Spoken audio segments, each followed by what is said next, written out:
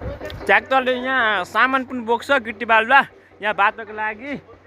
राम्रो पनि बनाउनु होला अझै राम्रो बनाउनु होला बाटो यहाँ बाटोमा फेरि अहिले दोधरले यहाँ खने छ यहाँ ट्र्याक्टरको यहाँ धुवा फाल्ने पनि छ के धुवा पार्यो धुवा पारे तेनुवाले दोधरले खने छ हामी फेरि अब म थाइडाँडा जानेछौँ हामी यो बाटो सबैजनाले कमेन्ट पनि गर्नु होला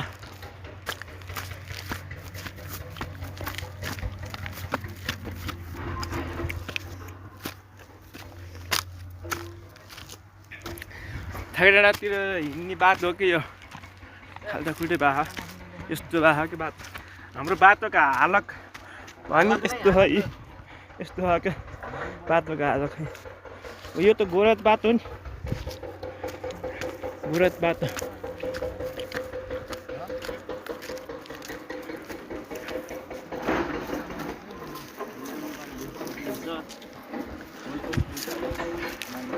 अब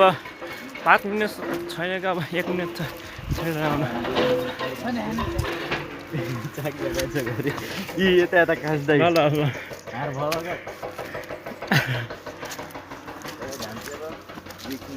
अब हामी थाइडाँडाको हावा चिसो खाइन्छ यस्तै चिसो हुन्छ यहाँ यस्तै चिसो